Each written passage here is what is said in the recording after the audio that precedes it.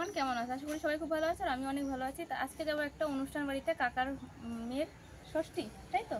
কাকার মেয়ের 6 সিটে যাকে বলে, সেই বাড়িতেই যাবো। ষষ্ঠী পুজো আলাদা, ষষ্ঠী পুজো আলাদা। ও মানে ষষ্ঠী পুজো, আমরা তো 21 দিন ষষ্ঠী পুজো করে।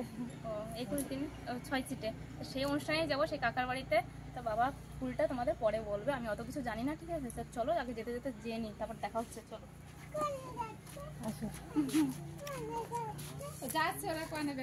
গাইজ এখন সবাই মিলে যাচ্ছি, যে বৌদি টৌদি সবাই আছে।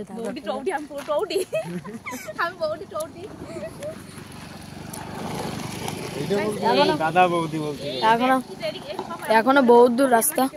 এই ব্যক্তিটা মোটে ভিডিও কথা বলছে না, কি করা উচিত বলো? এত ছেলে মারো মারো হয় কি? সবাই কমেন্ট দেখো, পুরোটা দেখো, পুরোটা দেখো, তো পুরোটা ঘুরে ঘুরে দেখো আমাকে কেমন লাগছে। বিক্রি করে হ্যাঁ দারুণ। তো চারপাশ দিয়ে শুধুই শস্য বাগান আর শস্য বাগান। আর এই জল পিসি ভাইপোকে নিয়ে হাঁটছে, ভাইপো ঘুমিয়ে সামনে হাওয়াটা লাগবে না। তো আমরা চলে এসেছি সেই কাকার বাড়িতে। সেই বাড়িতে ও বাবা কিছু বলো না, তুমি এখান থেকে দাঁড়িয়ে বলে যাও যে কি ঘটনা, একটু বলে দাও, তারপর ওখানে গিয়ে বলতে পারবো না। যাও, চলো ওইখানে গিয়ে একদম রিয়াকশন দেওয়া হয়।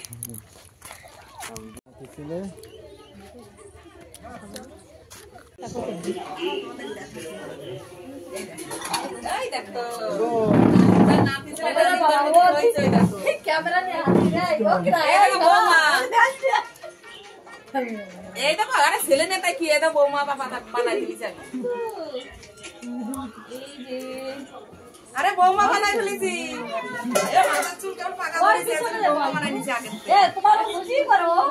আমি এসেছি বললাম 6 সিটে তাদের বাড়িতে, এই যে ঘুমিয়ে রয়েছে।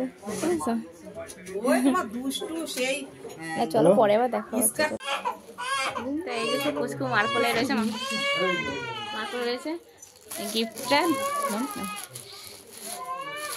পুচকুর জামা এটা।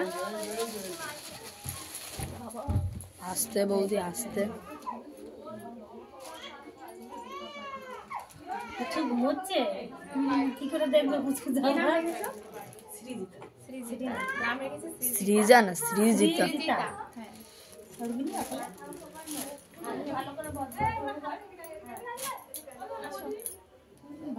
চলে আসো, আমি এখন অভ্যাস রেখেছি নিতে নিতে। বুকে দিয়ে যায় না?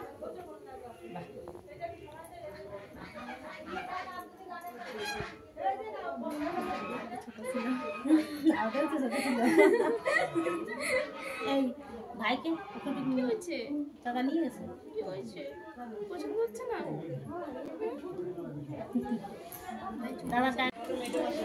ফাইনালি আমরা চলে আসলাম আমার সেই বৌদি বাড়ি, যেখানে আমরা এসছি আমাদের সেই বৌদি বাড়ি। তা আজকে জানাবো সে বৌদির দুঃখের কাহিনী।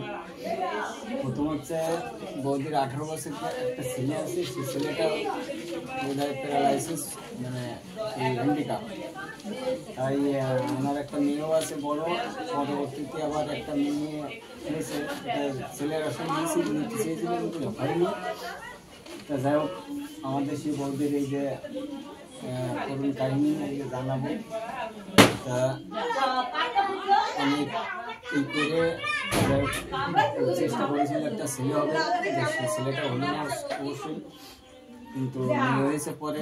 এই জন্য আমাদের বাড়িতে একটু পারিবারিক অশান্তিও আছে।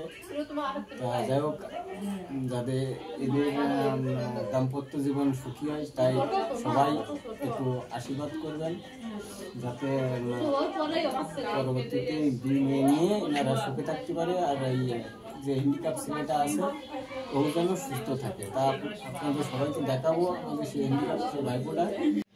তো এই যে সেই কাকিমার ছেলে, যে ছেলেটা হ্যান্ডিক্যাপ, তো এই কিছুই করতে পারে না। দেখো পাগুলো কেমন, হাতগুলো কেমন, কিছুই করতে পারে না, কিন্তু কথাগুলো খুব ভালো, খুব ভদ্র কথা বলে। দেখো ও হাত উঁচু করছিল ওর মা, কিন্তু ও পাচ্ছিল না, তাও নিজে পড়ে যাচ্ছিল, মানে ও কিছুই করতে পারে না।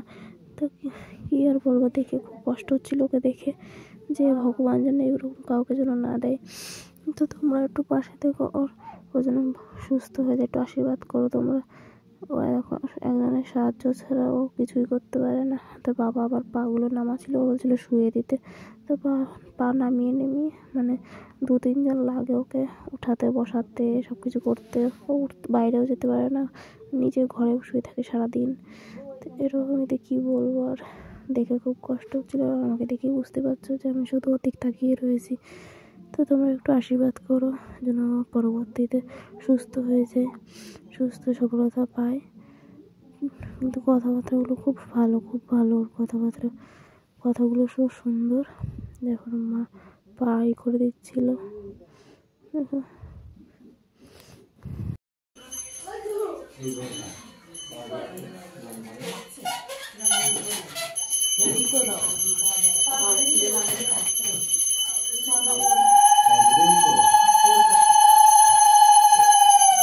ঠিক আছে তাহলে